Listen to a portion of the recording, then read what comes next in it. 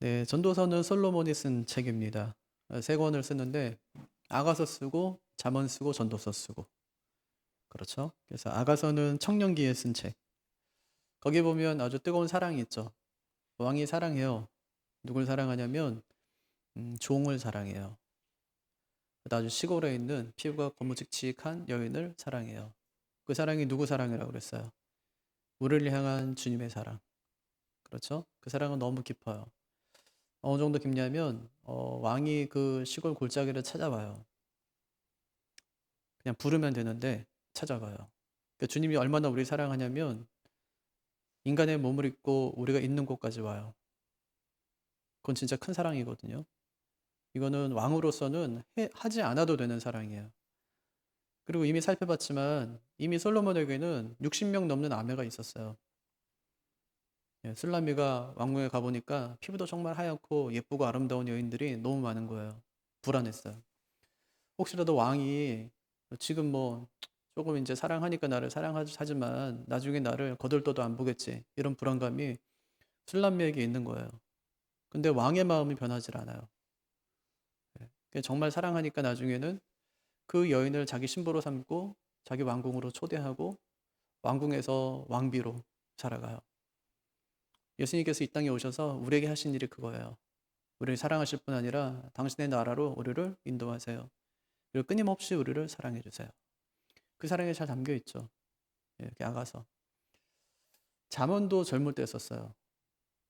잠언도 굉장히 교훈적이죠. 잠언 말씀 읽어보면 굉장히 교훈적이라서 읽기 쉬워요. 그냥 한마디 하면 아, 그 얘기구나 하고 알 수 있어요. 예를 들면은 내 아들아 내 아비의 훈계를 들으며 내 어미의 법을 떠나지 말라. 뭔 얘기예요? 부모 말 잘 들어 이런 얘기죠. 그러니까 이거는 굉장히 교훈적이고 직설적이어서 굉장히 이해하기 쉬운데 전도서는 진짜 좀 달라요. 이게 머리 나쁜 사람은 이해가 안 돼요. 저 같은 사람. 역설적이거든요. 예를 들면 놀고 싶으면 실컷 놀아봐라. 그게 다 허망한 거다.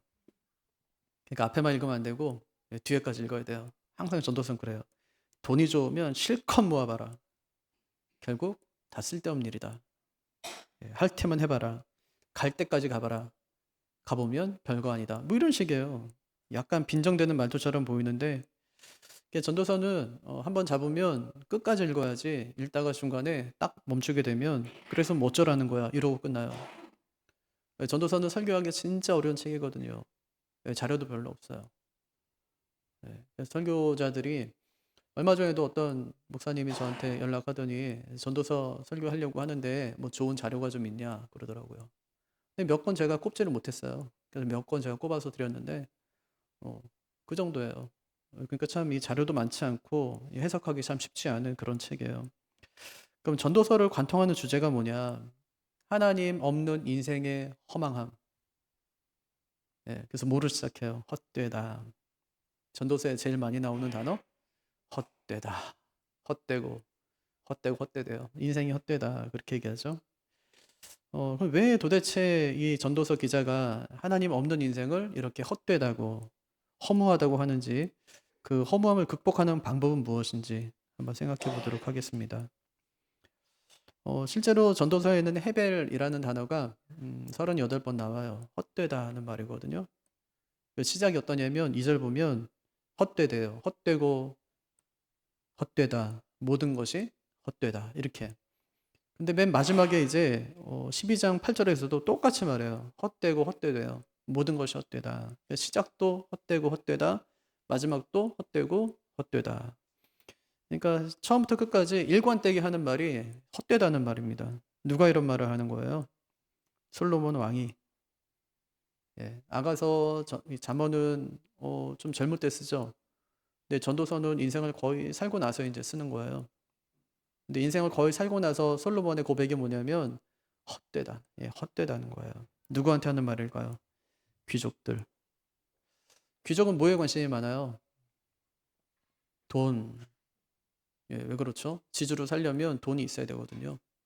귀족 노릇을 하려면 돈이 있어야 되는 거예요. 그래서 전도서는 돈에 정신 팔린 귀족들에게 쓴 책이라고 보면 돼요. 왜 썼을까요? 정신 차리라고. 그렇게 살지 말라고. 어떻게 살라는 거예요? 인생에 하나님을 끼워 넣으라는 거예요. 그래서 의미 있는 일을 하며 살라는 겁니다. 솔로몬이 다 누려봤어요. 왜냐? 잘 태어났어요. 좋은 집안에. 그의 아버지가 다윗이에요. 엄청나죠. 아버지가 태어났는데 아버지가 일론 머스크예요. 예. 아니 아버지가 태어났는데 이재용이에요. 예. 그러니까 뭐 누릴 건 다 누려보는 거예요. 그거 아시죠? 그 집은 이게 공기 뭐 청정기인가 뭐 하여튼 있어가지고 뭐 한 달에 전기세만 2천 몇백만 원 나온대. 예, 물도 그냥 안 먹고 정수를 또 그 안에서. 태어나니까 아버지가 다윗이에요. 예. 그 아버지한테 나라를 물려받았어요. 보물창고에는 돈이 가득합니다. 권력도 있고요. 또 게다가 머리도 좋아요. 이 명성이 이제 주변에 있는 모든 나라에게 퍼졌어요. 이 모든 걸 다 누려봤어요. 그리고 내린 결론이 뭐냐? 헛되다. 예. 헛되다는 말은 손에 잡히지 않는다 그런 뜻이거든요. 또 나중에 잡고 보니까 비어있다 이런 뜻이에요. 비어있다. 뜬구름 잡는 거죠. 야고보가 우리 인생을 잠깐 보이다 없어지는 안개와 같다 그렇게 얘기하거든요. 그러니까 안개와 같다는 건 뭐냐면 하나도 잡은 게 없다. 또 잡은 것처럼 보이지만 순식간이다. 그런 뜻이에요. 짧다는 거죠. 그래서 솔로몬이 3절에서 해 아래에서 수고하는 모든 수고가 사람에게 무엇이 유익한가? 이렇게 물어요. 그럼 예상되는 답변이 뭐예요? 아무것도 유익하지 않다. 예. 사람이 해 아래에서 하는 수고는 아무 유익이 없다는 말입니다. 해 아래에서 하는 수고가 유익이 없다는 말이 무슨 뜻일까요? 이게 누구 아래서 일하느냐가 참 중요한데 어떤 사람은요 아래서 이제 일을 다 해주잖아요. 그럼 모든 공을 자기가 다 가로채는 사람이 있어요. 나쁜 사람이죠. 그 사람하고는 일하면 안 돼요. 근데 어떤 사람은 뒷책임을 져주는 사람이 있어요. 아래 있는 사람들을 막 끌어주는 거죠. 열심히 수고하면 보상도 해주는 거예요. 그래서 해 아래에서 하는 수고가 유익이 없다는 말은 그런 공을 가로채는 그런 상사 밑에서 하는 수고는 유익이 없다는 뜻이에요. 그 반대로 이야기하면 달리 얘기하면 하나님 아래에서 하는 수고라야 유익이 있다. 그런 얘기예요. 하나님 아래에서 하는 수고. 열심히 살았으면 보상이 있어야 될 것 아닙니까? 그런데 해 아래에서 하는 수고는 보상이 없어요. 몇 년 전에 서울시가 어르신 학대 실태 조사했는데 가장 많은 학대 유형이 뭐냐면 소외예요. 그러니까 부모를 유령 취급하는 거예요. 그게 전체 학대의 37%예요. 거기다 방임까지 합하면 51%. 부모를 그냥 모른 채 하고 살아가요. 그 다음이 폭행과 감금이에요. 때리고 가둬요. 그게 36%. 그러니까 평균 수명 늘어난다고 좋아할 일이 아니에요. 그러고 사는 거예요. 매 맞고 유령 취급당하면서 사는 거예요. 참 오래 사는 게 무서운 시대가 된 거예요. 솔로몬은 인생의 무익함을 자연의 이치에 빗대 설명합니다. 4절 한번 볼까요? 4절 보니까 한 세대는 가고 한 세대는 오되 땅은 영원히 있도다. 그렇게 얘기하죠. 이게 무슨 말이에요? 이거 세대가 계속해서 변한다 그런 말일까요? 한 세대는 가고 한 세대는 오되 땅은 영원히 있다. 예. 그런 말이 아니에요. 세대가 계속해서 변한다는 말이 아니라 한 세대가 가고 새로운 시대가 오지만 땅처럼 변하지 않는다. 그러니까 우리는 새로운 정권이 들어서면 뭔가 세상이 달라지겠지 하고 생각해요. 잘 달라지지 않거든요. 사람이 죽고 태어나기는 반복하지만 인생살이는 똑같다는 뜻입니다. 그래서 4절과 7절에 보면 세상은 계속해서 움직이고 달라지는 것처럼 보이지만 변화가 없다 얘기하는 거예요. 사람도 계속 바뀌고요. 강물도 계속 흐르고요. 뭔가 이제 세상이 변하는 것처럼 보이지만 사람도 여전히 그대로고 바다도 여전히 그대로예요. 1000년이 지나도요. 도봉산은 그대로고요. 뭐 한라산도 그대로고요. 사람 역시 그대로예요. 그래서 까미가 시지프스 신화에서 신에게 벌을 받는 사람의 그 비유를 말하잖아요. 그러니까 신이 인간에게 벌을 내리는데 큰 돌멩이를 산꼭대기까지 죽을 힘을 다해서 이제 올리게 하면 그 뒤에 그 돌을 다시 그 골짜기로 굴려버리고 또다시 그 돌멩이를 그 산꼭대기까지 올려놓게 하는 거예요. 까미가 이 얘기를 하면서 뭐라고 하냐면 이것을 계속 반복하는 것이 우리 인생이다. 이렇게 얘기했어요. 그래서 계속 반복하는 거예요. 고통스러운 거죠. 실제로 우리의 삶도 보면 매일 똑같은 거 반복하며 살아요. 저도 그렇거든요. 똑같죠. 여러분도 아침에 마찬가지죠. 뭐 7시에 일어났어요. 씻어요. 회사 출근해요. 일해요. 그다음 8시 뭐 7시 돼갖고 다시 집에 들어와요. 그리고 좀 씻어요. 밥 먹고요. 그다음에 TV 좀 보고요. 그리고 자요. 매일 똑같아요. 매일 똑같은 삶을 살아가는 거거든요. 예측하지 못한 일이 생기는 것은 사고 아니면 별로 없어요. 사고 나지 않으면 별로 없다고요. 그래서 전도자가 세상이 피곤에 쩔었다. 그렇게 얘기해요. 세상이 피곤에 쩔었다. 예. 8절 볼까요? 같이 한번 읽어보죠. 시작. 모든 만물이 피곤하다는 것을 사람이 말로 다 눈은 보아도 족함이 없고 귀는 들어도 가득 차지 아니하도다. 되게 좋은 표현이죠. 그죠? 예, 눈은 보아도 족함이 없고요. 귀는 들어도 가득 차지 않아요. 예, 우리가 그렇게 살아가는 거예요. 피곤에 쩔었어요. 그래서 뭐 얼마 전부터 우리 사회를 가리켜 피로 사회다 그렇게 얘기하잖아요. 예, 피곤하면요 진짜 좋은 걸 몰라요. 그러니까 남편이 퇴근하고 집에 들어와서 머리 식힐 겸 뭐 예능 프로그램을 봐요. 근데 보다가 30분도 안 돼서 자요. 아니 그 재밌는 거 보면서 어떻게 잠이 와요? 재미보다 피곤이 더 큰 거예요. 예. 근데 이런 피곤은 예전부터 있었습니다. 그러니까 없던 피곤이 새로 생긴 게 아니에요. 원래 있던 피곤이 계속되는 거예요. 그래서 9절에서 해 아래에는 새 것이 없다. 10절에서 우리가 있기 오래전 세대들에게도 이미 있었느니라 그렇게 얘기해요. 이미 있었대요. 새 아기가 태어나거든요. 근데 우리는 이것을 새 것이라고 부르지만 전도자는 뭐라고 하냐면 이미 있었다 그렇게 얘기해요. 아이가 태어나는 건 여태까지 계속 있었으니까요. 새 직장에 들어갔어요. 우린 이것을 새 것이라고 하지만 전도자는 이미 있었다 그렇게 얘기해요. 새 직장에 들어가는 일은 예전부터 있었거든요. 문제는 과거에도 그런 일이 늘 있었지만 잊어버렸다는 거예요. 잊어버렸기 때문에 그것이 새 것처럼 보인다는 거예요. 11절 보세요. 같이 읽어보죠. 이전 세대들이 기억됨이 없으니 장래 세대도 그 후 세대들과 함께 기억됨이 없으리라. 그러니까 세월이 흐르면 모두 잊혀진다는 말이에요. 그러니까 요즘 애들은 나오나 잘 몰라요. 박남정도 몰라요. 네. 현철도 모르고요. BTS 알고요. 세븐틴 알아요. 근데 그들도 곧 잊혀지고 다른 누군가 또 그 자리에 있게 되겠죠. 그럼 도대체 왜 이 반복의 고리가 끊어지지 않는 것일까? 전도자는 왜 이렇게 우리가 무슨 짓을 해도 세상은 절대 달라지지 않는다는 말을 왜 끊임없이 이렇게 하는 것일까? 이 한마디가 하기 위해서요. 그것은 하나님을 빼놓은 인간의 모든 수고는 무익하다. 이 얘기예요. 예. 여러분 절대 잊지 마세요. 예수님께서도 이것을 강조하시는데 사람이 만일 온 천하를 얻고도 제 목숨을 잃으면 무엇이 유익하리요? 사람이 무엇을 주고 제 목숨과 바꾸겠느냐? 이렇게 말씀하세요. 그러면서 비유를 드시는데 한 부자 있었어요. 밭에 소출이 엄청 풍성하거든요. 곡식을 쌓을 둘 데가 없어요. 그래서 더 큰 창고를 짓기로 했어요. 그리고 잘 먹고 잘 살겠다는 거예요.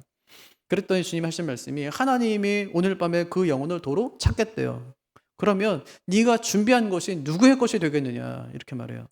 무슨 얘기죠? 허튼 짓 하지 마라. 네 계획대로 인생이 되지 않을 것이다. 하나님이 빠진 돈 그건 죽으면 소용이 없다. 그런 말이죠. 그래서 주님이 내린 결론이 자기를 위해 재물을 쌓아두고 하나님께 대해 부유하지 못한 자가 이와 같으니라. 네. 그러니까 하나님을 빼놓은 인간의 모든 수고는 유익이 없대요. 그럼 인간의 수고를 유익하게 하는 비결이 뭐냐? 내 인생에 하나님을 끼워 넣는 거예요. 그러면 내 인생이 의미 있어져요. 늘 꼬이는 인생이 있어요. 왜 꼬일까? 순서가 바뀌었기 때문이에요. 꼬이는 인생은 뭐라고 하냐면 내게 부족함이 없게 하시니 여호와는 나의 목자십니다. 이게 꼬이는 인생이에요. 근데 풀리는 인생이 있어요. 여호와는 나의 목자시니 내게 부족함이 없습니다. 뭐가 앞에 와요? 부족함이 없으니까 하나님이 나의 목자예요? 아니면 하나님이 나의 목자이기 때문에 부족함이 없어요? 그러니까 부족함이 강조되면은 그 모든 것이 채워졌다는 거잖아요. 예. 채워지면 그랬기 때문에 하나님이 나의 목자가 되는 거고, 하나님이 나의 목자가 됐기 때문에 채워지지 않아도 나는 부족함이 없는 거고. 예. 뭘 내가 주인으로 삼고 살아갈 거냐는 말이에요. 네, 우리말 어순에도 좀 이상한 게 많잖아요. 문 닫고 나가라 뭐 이런 건데 어떻게 나가요? 문 닫고. 이거는 논리로 풀면 안 돼요. 이건 의미로 풀어야 돼요. 이게 의미상 문 닫는 것이 굉장히 중요한 거예요. 제 방에 누가 들어왔어요. 그 나가요. 우리 애들이 들어왔어요. 나가요. 나갈 때 제가 문 닫고 나가 이러거든요. 예, 문 닫고 나가. 그럼 애들이 또 알아들어요. 문 닫고 어떻게 나가요? 이런 얘기를 한 번도 아이들이 한 적이 없어요. 이거를 아이들이 논리로 받는 게 아니라 의미로 받기 때문에 어차피 나가는 거지 문 닫는 게 중요한 거예요. 예. 인생도 마찬가지인데 하나님을 깨워놔야 돼요. 그리고 나머지는 그 뒤에 서술하면 돼요. 여호와는 나의 목자시니 내게 부족함이 없습니다. 이렇게요. 하나님을 끼워넣는 거예요. 예. 그러면 풀려요. 그 문제가 해결돼요. 하나님이 나의 목자가 되시니까 뒤에는 어떻든지 상관이 없어요. 가난하게 살든 부하게 살든 아무 의미가 없어요. 하나님이 나의 목자가 되시기 때문에. 나는 그냥 하나님의 양으로 살아가는 거예요. 목자가 인도하시는 대로.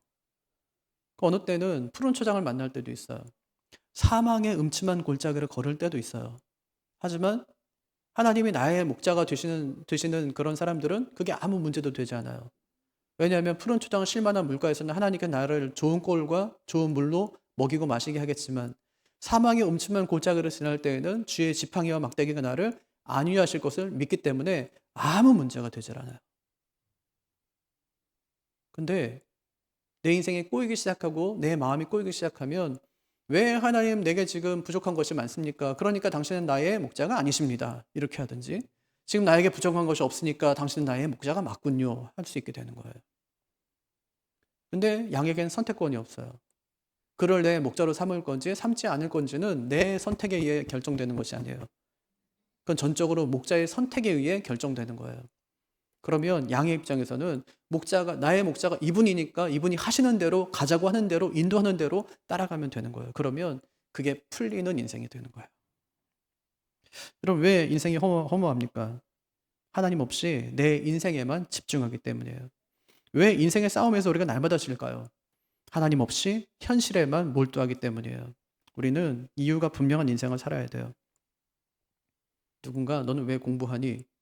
물으면 대답할 거리가 있어야 되고, 누군가 당신은 왜 그렇게 돈을 법니까? 하고 물으면 분명히 대답할 수 있고, 왜 예수를 믿냐고 물으면 분명히 대답할 수 있어야 돼요. 그것이 허무한 인생을 살지 않는 비결이에요. 하나님을 인생에 끼워넣고 의미 있는 인생을 살아가는 주의 백성들이 다 되시기를 바랍니다. 기도하겠습니다.